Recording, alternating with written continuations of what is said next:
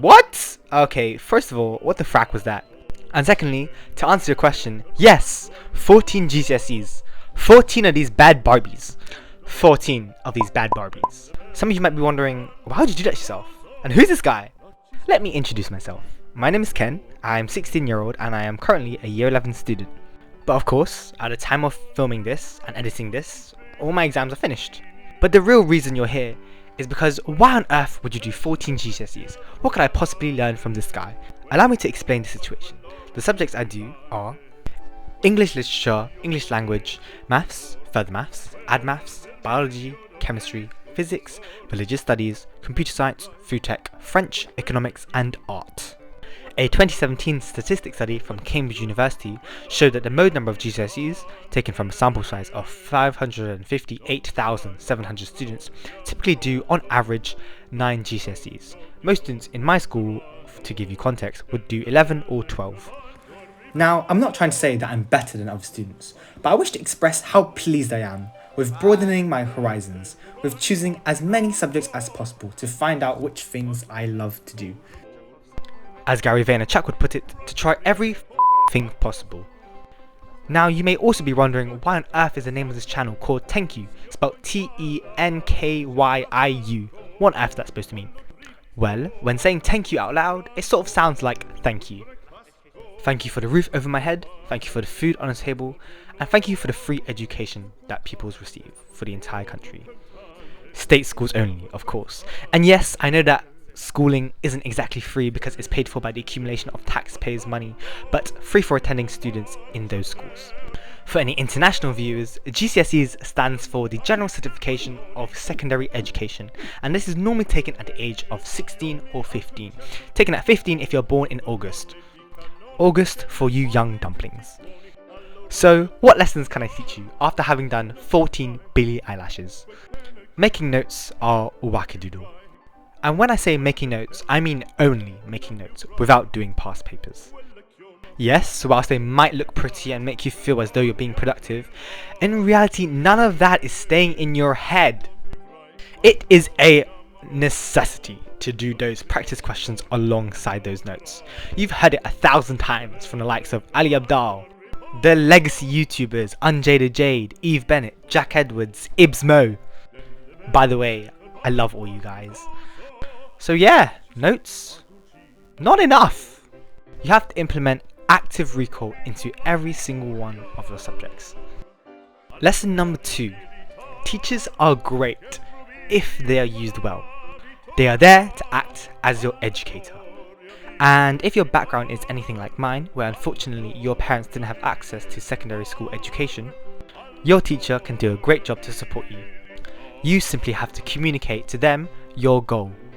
Perhaps your goal is to do a maths GCSE a year early in year 10 as opposed to in year 11. Or maybe your poetry anthology knowledge sucks and you want to go to your teacher for some support. Teachers can be willing to go through jungle and back to ensure that you can achieve the goal that you want. So long as your actions follow through your words and the respect you give back to the teacher is reciprocated, you should have no problem. And similarly, in this clip, I just accidentally came across my math teacher. To give you some context, this man helps me out every single time I don't understand a maths problem. In fact, we love this guy so much that on his desk he always has a bottle of lemon and lime Volvic water. So on the last day of school, I told every single one of my classmates to bring a 2-litre bottle of Volvic water so that we could surprise him and pull him out and drink to it at the same time. The main point of lesson number 2, maintain those strong relationships with your teachers. You'll need them, or at least until year 11. Lesson number 3 that I have to share is that self-studying is the key. For some students, the GCSE course is a 2-year course. That is insanely fast from year 10 to 11. This means that you have a total of 6 terms to learn the entirety of your however many GCSEs you're doing courses and the exam technique involved. Obviously, you need to know what's in the exam before actually doing the exam. So issues can arise, especially if you haven't been taught the content. Having a teacher teach you all of the content can sometimes be quite unreliable. For example, you might want to get through the entire GCSE course as fast as you can, but of course, you need to go at the same level as everyone else in the room. Or perhaps the reverse argument is true, that the class is going too fast and you aren't able to keep up. Now this is where self-studying plays a key factor. By implementing a self-studying technique where you learn the content by yourself in your own spare time at home, or at the library, whichever you prefer, you can customize the content that you learn strictly to how fast or how slow or how in-depth you want to learn it. So if you're a curious bug like me and you want to get ahead of the game, checking the exam board specification can be a great way to start.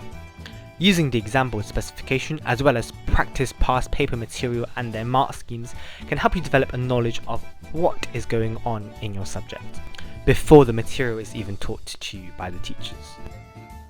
And to be frank, I found it quite fun. Not only did I develop my own research skills, but I learned how to learn in the process by doing multiple iterations with multiple subjects. Studying some of the content that hasn't been taught yet by yourself can really teach you how to learn. Essentially, it's learning to learn effectively.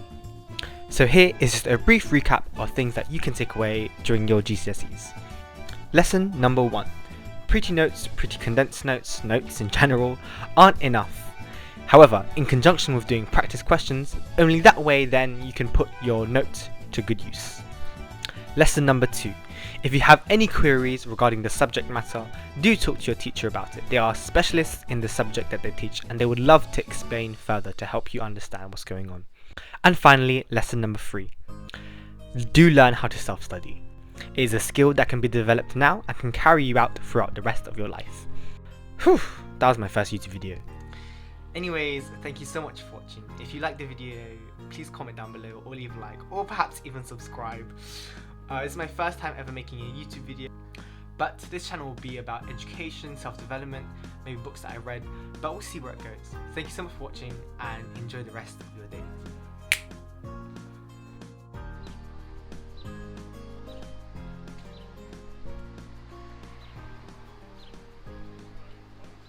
Penis.